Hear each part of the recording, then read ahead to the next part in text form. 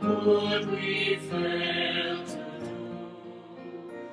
We rise again from ashes to create ourselves. For those who utilize the Revised Common Lectionary and who were in your faith communities today, you'll be aware that we stopped in Luke's Gospel at the story of the man who has two sons, the parable of the prodigal son. And one of the things that I mentioned today was how Jesus had provided us this cliffhanger, that we didn't get what Paul Harvey calls the rest of the story. We don't know what happened to the elder brother. What did he do with his anger? How did he rid himself of his resentment? Or did he carry it? And if he did, how long did he carry it? How long could he carry it? The story in today's reflection, it made me wonder, where am I rooted? With whom am I rooted? Are the people and the things to which I'm rooted healthy? Am I rooted to things that are deep? Where does my rootedness affect my own anger or bitterness or resentment or brokenness? We all have these moments, these things in our lives. And to whom do we turn? I returned, and I've shared this a couple times, to the church, specifically the Episcopal Church, right around the age of 30. And it was really the first time that I had become a part of an intentional community, specifically a faith community, in my adulthood, that wasn't either sports related or school related or even familial. And I learned very, very quickly that this was a place that I could learn to trust God, and I could learn to trust others, and I could learn to trust myself.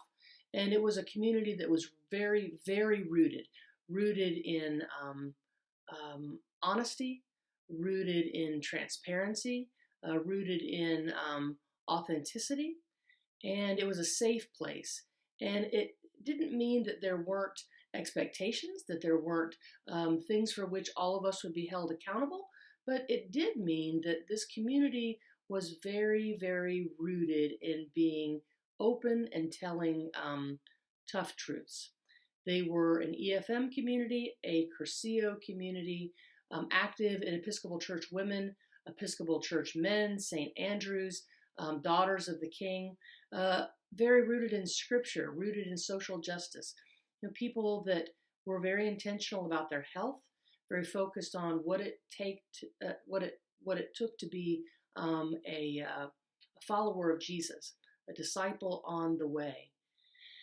And I've continued to stay rooted to those relationships, the ones in the first parishes that I attended, the first parishes that I was serving in. And these relationships have supported me well. They've been people who have been attendees and participants in my wedding, those who have supported me for seminary, those who sat with me at times of the death of relatives, those who have been references for me, those who I have supported or sponsored for ordination and confirmation and baptism. Folks that I am blessed to still have in my life as I've celebrated their weddings, their funerals, and people for whom I've prayed. And I found in all of that for myself that community matters. Faith communities matter. Being rooted and grounded in other healthy people in their lives, it matters. Taking the time to tend to those roots, it is important in our lives. And as importantly as it's been to take the time to tend the garden of my heart, it's also been important for me to be open to others tending my garden, others helping me to make my healthy roots. And I join with the author today as the author finishes up the reflection by saying, may we, like this father with his sons, live with grateful hearts. May we root our responses to life and to those around us in generosity and in love. And may we always remember that all we have comes from God, and that each and every one of us are loved beyond all knowing. Thanks be to God. We rise again.